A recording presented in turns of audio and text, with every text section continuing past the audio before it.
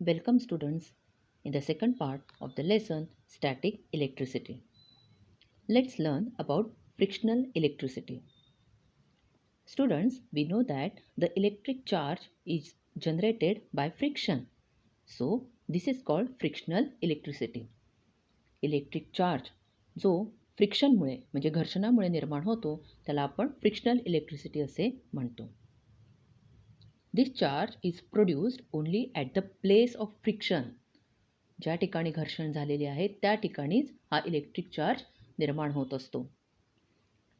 Hence it is called static electricity. It remains on the object for a short duration. त्या वस्तूवर ते थोडा वेळ फक्त राहत असते. The charges of electricity are absorbed in moist air. आणि हा जो चार्ज आहे हा चार्ज दमट व ओलसर हवेत शोषला जातो.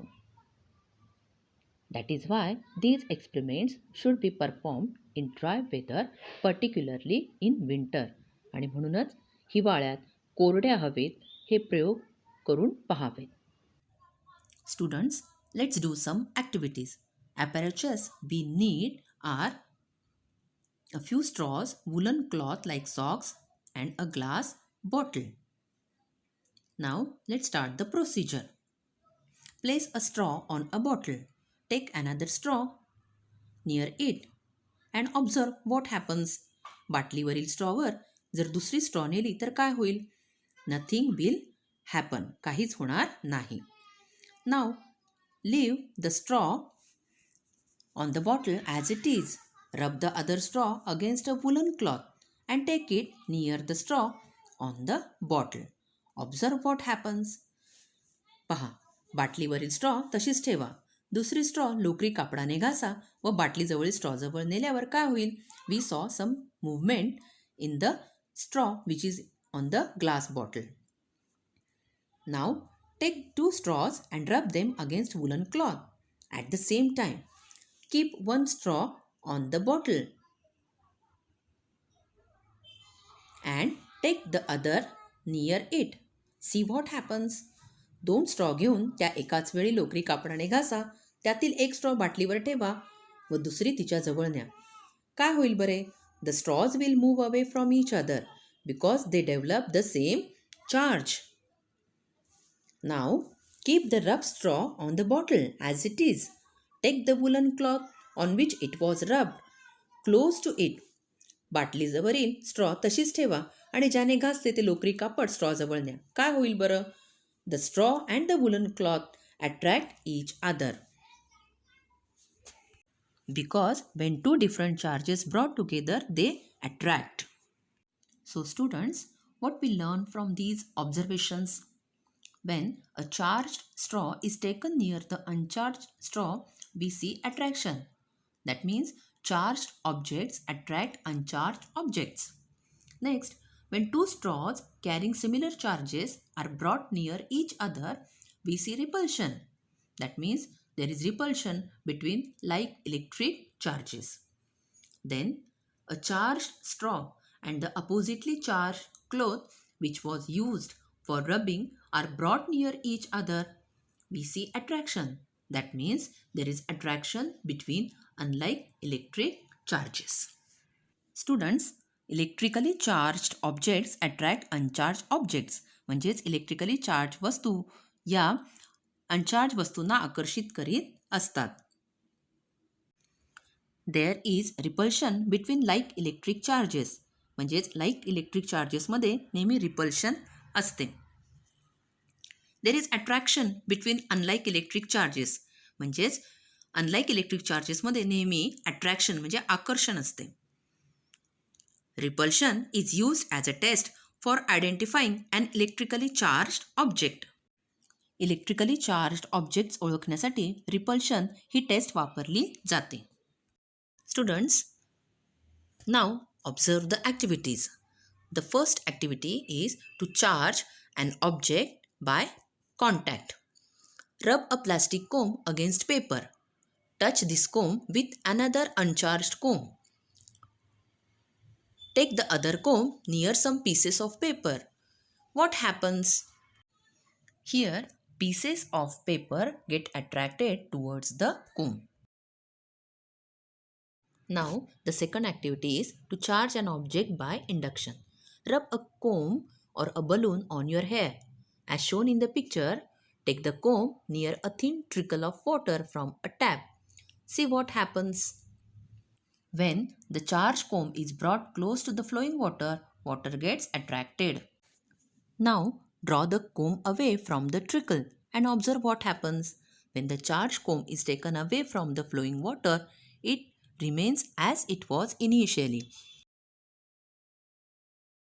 So the students, we conclude that at first the flow of water is not charged. म्हणजे सुरुवातीला पाण्याची धार ही charged नव्हती. When a negatively charged comb comes near the flowing water, the negative particles in it nearest the comb are pushed away. म्हणजे negatively charge कंगवा जेव्हा जवळ येतो तेव्हा पाण्याच्या धारेतील कंगव्यासमोरच्या भागातील निगेटिव्ह पार्टिकल्स हे दूर सारले जातात. That part becomes positively charged due to a deficiency of negative charge. आणि म्हणूनच निगेटिव्ह चार्जच्या कमतरतेमुळे पाण्याच्या धारेचा तो तेवढा भाग हा पॉझिटिव्हली चार्ज बनतो. The comb has negative and the water has positive charge. म्हणजे जो कंगवा आहे त्यावर निगेटिव्ह चार्ज आहे आणि पाण्याची धार यावरती पॉझिटिव्ह चार्ज आहे. Due to the attraction between these opposite charges, the flowing water is attracted towards the comb. आणि म्हणूनच आकर्षणामुळे म्हणजे अट्रॅक्शनमुळे पाण्याची धार कंगव्याकडे आकर्षली जाते. When the comb is taken away, the negative particles in the flowing water come back to their original position and positive and negative charges become equal in number.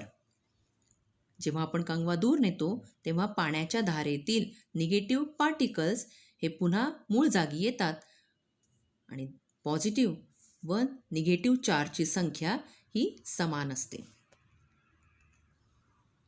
As a result, the water becomes uncharged again and stops getting attracted to the comb as it is away from it.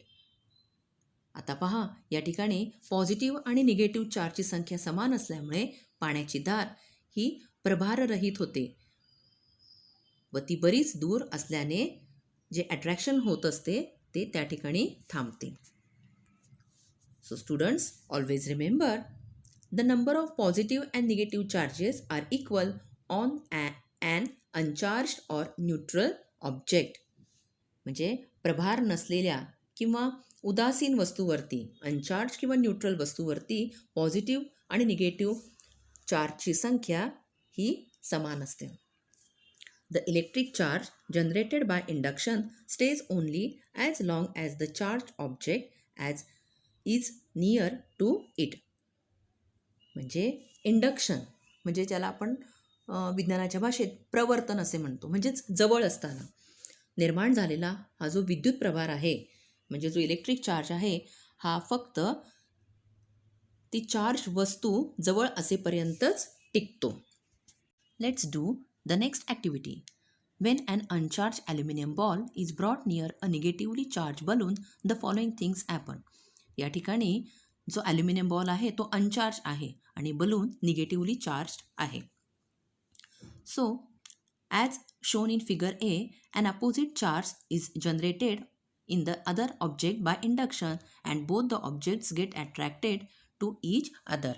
म्हणजे या ठिकाणी इंडक्शनमुळे दुसऱ्या वस्तूमध्ये विरुद्ध charge निर्माण होतो व या वस्तू एकमेकांकडे आकर्षित होतात. In figure B, on touching both the objects become similarly charged. म्हणजे दोन्ही वस्तूंचा एकमेकांना स्पर्श झाला की दोन्ही वस्तू समान प्रभारित होतात. In figure C, the like charges repel each other. म्हणजेच समान प्रभार एकमेकांना प्रतिकर्षित म्हणजे रिपेल करतात. So students, these are the effects of electric charge. Students, let's learn about gold leaf electroscope. This is a simple device to detect the electric charge on an object. Electric charge ओळखण्याचे हे एक साधे उपकरण आहे. It consists of a copper rod which has a metal disc at the upper end and two thin gold leaves at the other end. The rod is placed in a bottle so that the disc is above the bottle.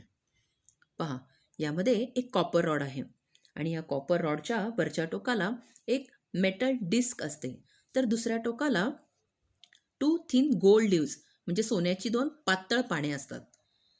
आणि हा जो rod आहे हा बाटलीत ठेवलेला असतो, ज्यामुळे G metal disk बाटलीच्या वरती राहील. When an uncharged object is taken near the disk, the leaves remain closed. जेव्हा एखादी वस्तू जिच्यावर चार्ज नाहीये अशी अनचार्ज वस्तू जेव्हा त्या डिस्कच्या जवळ आणली जाते, तेव्हा यातील जी सोन्याची पाने आहेत ही मिटलेलीच असतात. When a charged object is taken near the disk, both the leaves are charged by the same electric charge and repel each other. आता जेव्हा एखादी चार्ज वस्तू या डिस्कच्या जवळ नेली जाते, तेव्हा ही दोन्ही पाने सेम इलेक्ट्रिक चार्ज म्हणजे दोन्ही पाने सारख्या चार्जमुळे रिपेल म्हणजे एकमेकांपासून दूर जातात. When we touch the disc with our hand, the leaves collapse because the charge in the leaves goes into the earth through our body and the leaves get discharged. पहा मुलांनो, जेव्हा हाताने आपण त्या डिस्कला स्पर्श करतो तेव्हा पाने जवळ येतात, कारण त्या पानांमधील जो प्रभार आहे म्हणजे चार्ज आहे तो स्पर्शामुळे आपल्या शरीरातून जमिनीत जातो आणि ती पाने डिस्चार्ज होतात.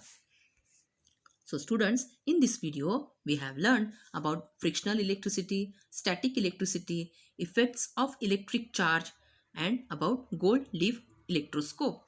I think you have understood this. Thank you.